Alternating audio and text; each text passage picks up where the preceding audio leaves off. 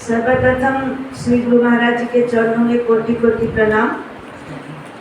और साप्ताहिक सत्संग में उपस्थित पूजनीय संत महात्मा और आदरणीय प्रेमी सज्जनों, हम सभी लोग काफ़ी समय से इस पवित्र स्थल पर बैठ के सुंदर सुंदर भजनों के साथ साथ हमारे पूर्ववक्ताओं के विचारों को हम सुन रहे थे।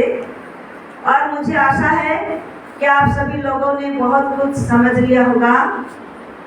और इसके बाद मैं भी आप सभी लोगों के सामने गुरु महाराज जी के छत्र छाया में रह करके अपने विचारों को थोड़ी देर रख रहे हूँ और ध्यानपूर्वक सुनेंगे। तो सबसे पहले तो जब हम धर्म शास्त्रों को पढ़ते हैं और सुनते हैं तो हमें ये पता चलता है कि मनुष्य जीवन जो है इस सृष्टि का सरताज है और इस मनुष्य शरीर को हमारे धर्मशास्त्रों ने अमृत का पुत्र बताया। और जब भी हम ऋषि मुनियों के गाथाओं को सुनते हैं, उनके विचारों को जब हम सुनते हैं तो उन्होंने भी इस मनुष्य शरीर को बहुत ही उत्तम और सर्वशक्तिमान कहा। लेकिन जब हमें पता चलता है कि इस मनुष्य शरीर के अंदर बहुत सारे संभावना इसमें छुपी हुई है, तो हमारे लोग जो हैं उसे ढूंढने के लिए बाहर नहीं भागते हैं, अंदर अपने अंदर वे जाते हैं।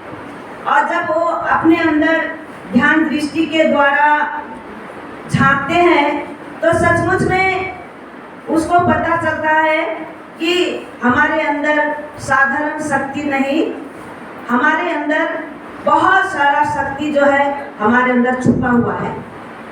तो इसीलिए इस मानव चोले को ये भी कहा है कि ये बड़े भाग्य से मिलता है। और इस मानव चोले के लिए कहा है कि ये साधन का धाम है। मनुष्य साधन करके अपने जीवन में उस सर्वशक्तिमान शक्ति को प्राप्त कर सकता है। लेकिन दुख की बात तो ये है कि आज हम ये सब बातों को जानते हुए भी, शास्त्रों को पढ़ते हुए भी हम भागते हैं बाहर। जैसे एक मिर्ग होता है, वो मिर्ग जो है वो मिर्ग के अंदर एक कस्तूरी होती है और जब उसे सुगंध आती है कस्तूरी की तो मिर्ग बाहर भागता है। उसको ये पता नहीं रहता है कि ये सुगंध अपनी नाभि से जो है स्वयं उसके नाभि से ही आ रहा है। और इस तरह वो बाहर भागते भागते अपने प्राणों को खत्म कर देता है। तो यही हाल हम मनुष्यों की है। लेकिन जब फिर दोबारा महान पुरुष संसार में आते हैं तो महान पुरुष हमें समझाना चाहते हैं कि हे मानव, तुम अपनी शक्ति को पहचानो, तुम अपने आप को जानो कि तुम क्या हो। तुम साधारण नहीं हो, जो तुम दिख रहे हो ये तुम नहीं हो। ये शरीर जो है, ये शरीर तो जो है बाहर से रूप बदलता रहता है, लेकिन इसके अंदर वो शक्ति है जो शक्ति का कभी नाश नहीं होता है, ना उसका जन्म होता है ना उसका अंत होता है। वो शक्ति तुम्हारे अंदर है।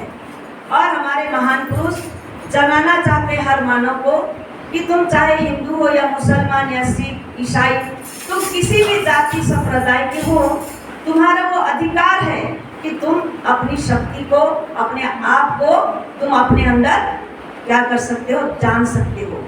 लेकिन हमारा ये दुर्भाग्य है कि जब महान पुरुष हमें समझाना चाहते हैं कि हे मानव, तुम अपने आप को जानो, अपनी शक्ति को जानो, अपने अंदर झांको, तो हम क्या कहते हैं कि हर महान पुरुष के समय जैसे हुआ वही बात हम भी दोहराना चाहते हैं कि नहीं, हम तो अपने आप जो कुछ कर रहे हैं यही सब कुछ है, इससे आगे कुछ भी नहीं है।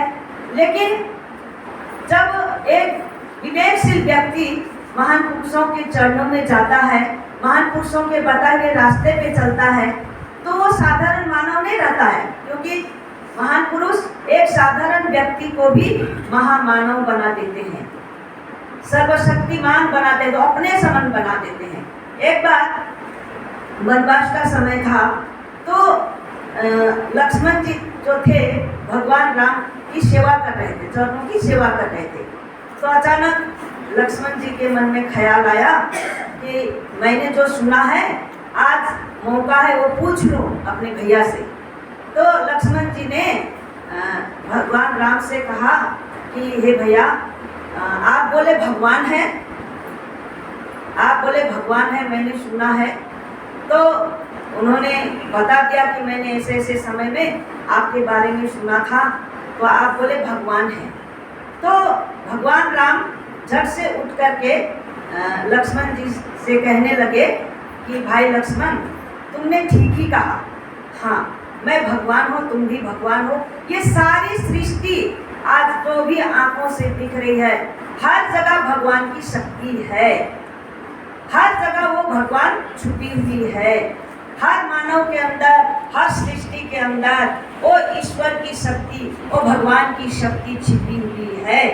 लेकिन बात क्या है कि वो अपने समय के सद्गुरु के पास जाकर के, उनके चरणों की सेवा करके, उनको पूछ करके, वो अपने अंदर छिपी हुई उस शक्ति को, भगवान की शक्ति को जान करके जब वो अभ्यास करता है, जब वो अपने जीवन में उसका अभ्यास करता है, तो साधारण मानव नहीं रहता, वो अपने आप महामानव बन जाता है, वो भगवान बन जाता है।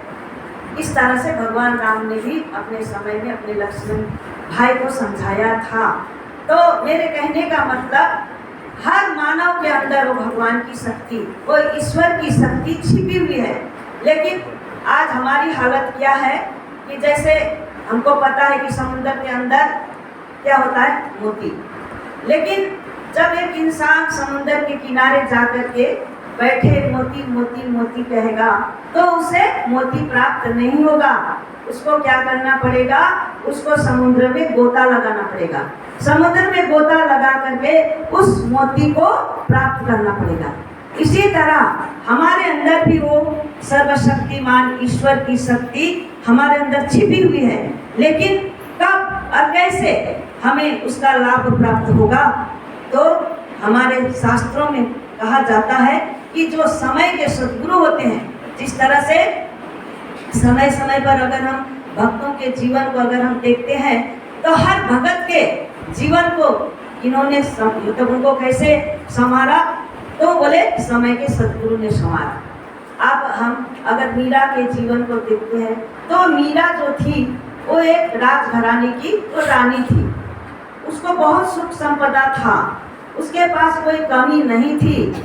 लेकिन जब उनको पता चला कि समय के सद्गुरु के बिना मेरा जो ये जीवन है अधूरा है, तो वो रानी होते हुए भी उन्होंने ये नहीं सोचा कि मैं रैदास के पास, उस मोची के पास क्यों जाऊं। उन्होंने बाहरी कार्य को उन्होंने नहीं देखा, क्योंकि जो समय के सद्गुरु होते हैं वो संसार में आकर के अपने जीवन में कोई भी कार्य कर सकता है, लेकिन हमें उससे नहीं देखना है।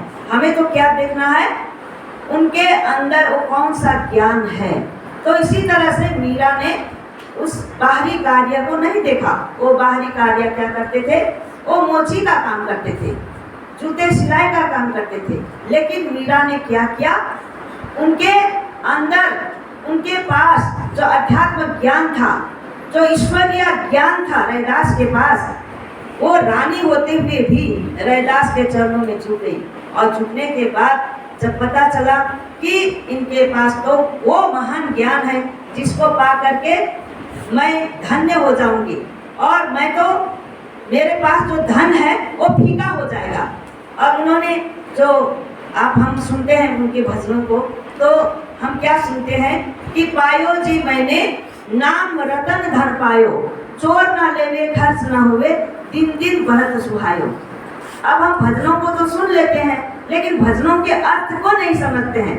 ऐसा कौन सा ज्ञान था वो रानी होने के बाद और वो उनका गुरु जो है वो मोची होने के बाद भी उन्होंने ऐसा ज्ञान प्राप्त किया और कहा कि मैंने ऐसा धन प्राप्त किया, ऐसा नाम रतन धन प्राप्त किया जो चोरी भी नहीं हो सकता है और दिन दिन बढ़त सुहाय, उसको कोई ले नहीं सकता है।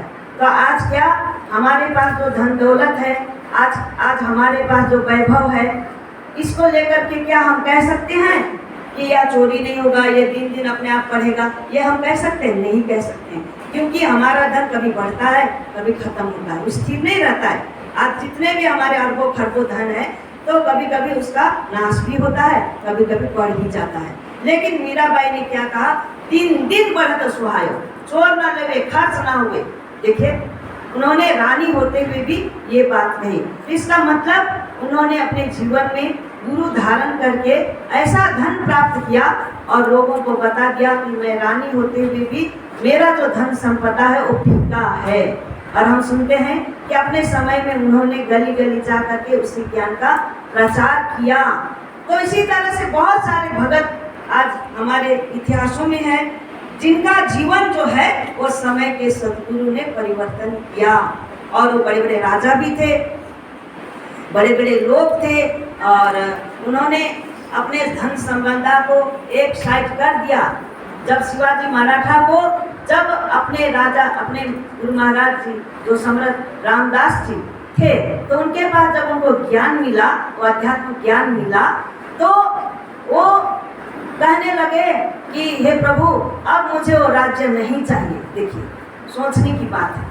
इसका मतलब क्या, जब गुरु महाराज जी के पास में गए और जो उन्हें संपदा मिला, जो ज्ञान का संपदा अपने गुरु महाराज जी से मिला, तो उन्होंने सोचा कि नहीं, अब जो धन मुझे मिला हुआ है, जो ज्ञान आपने दिया है, इसके सामने राज्य का धन जो है वो फीका है। तो मेरे कहने का मतलब ऐसे ऐसे राजा महाराजा वीर हुए जो उन्होंने अपने समय में, जब उनको समय के सद्गुरु के पास वो आत्म ज्ञान मिला, जब उनको अपने जीवन के अंदर वो वास्तविकता तो सच्चाई जब उनके अंदर प्राप्त हुआ, तो उनको क्या हुआ कि संसार का जो धन दौलत है वो क्या है, फीका है। जैसे हम कुछ देर पहले सुन रहे थे सिकंदर की बात। तो मेरे कहने का मतलब प्रेमी सज्जनों, समय के सद्गुरु के पास ऐसा धन होता है जिसको पाने के बाद लोग क्या होते हैं, वो अपने जीवन में वास्तविक सुख को पा लेते हैं। और जब वो वास्तविक सुख को पा लेते हैं तो बाहरी सुख उनके लिए फीका हो जाता है। इसीलिए हमारे धर्म शास्त्रों में जो है समय के सद्गुरु की चर्चा की गई। जैसे भगवान राम आए तो भगवान राम ने भी अपने समय में बहुत सारे भक्तों को ज्ञान दिया। अपने जो है यहाँ तक कहा जाता है कि अपने राज्य में अपने अयोध्या वासियों को भी वो ज्ञान दिया।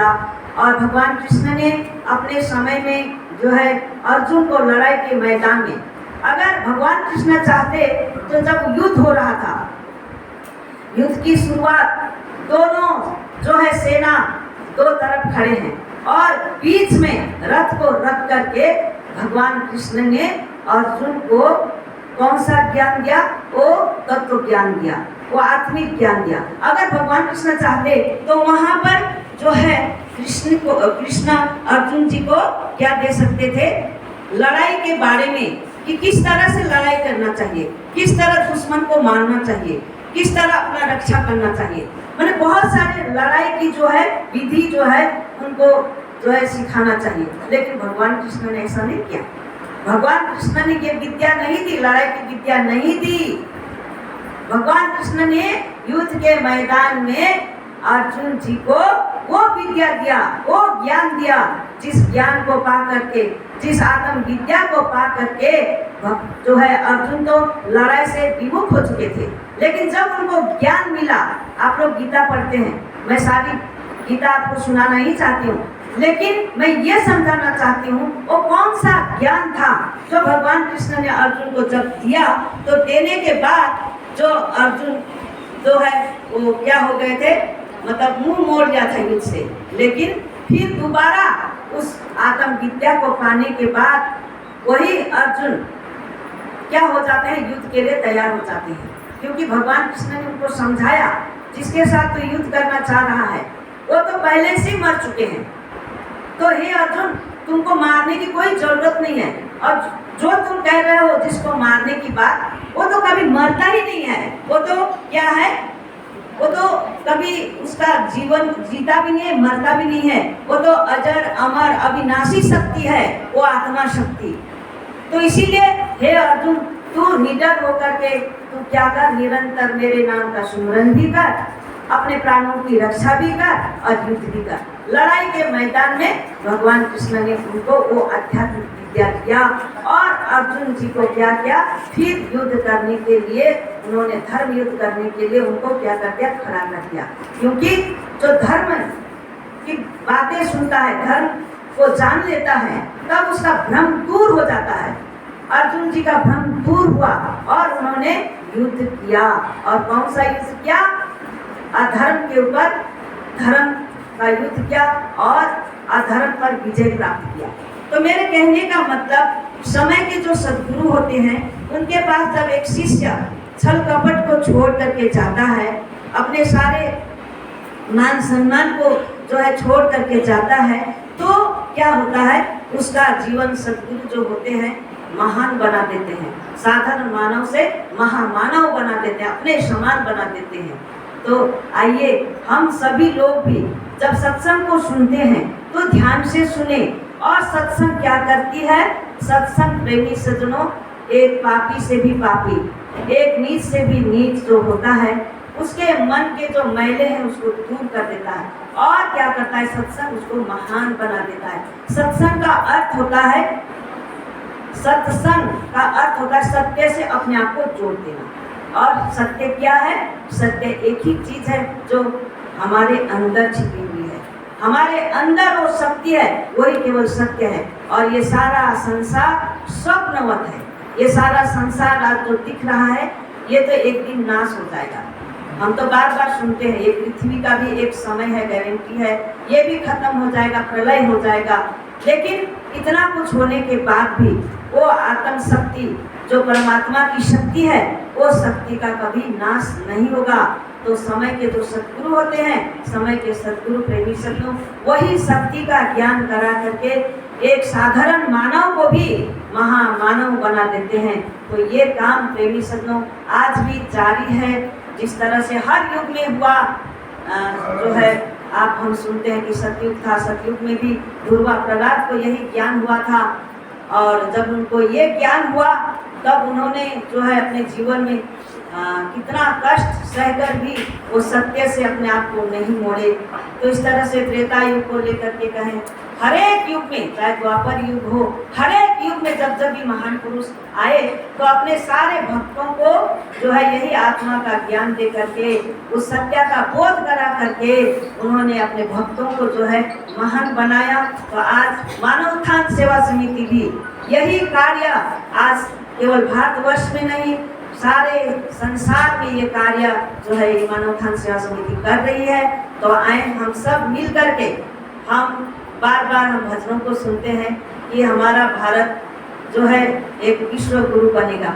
तो विश्व गुरु कब बनेगा, जब हमारे अंदर वो महान शक्ति जो आत्मा की विद्या है, जो हमारे लिए जो है सर्वशक्तिमान शक्ति है, तो उस शक्ति का ज्ञान जब हमारे अंदर होगा तो सचमुच में एक दिन ये भारतवर्ष विश्व गुरु बनेगा।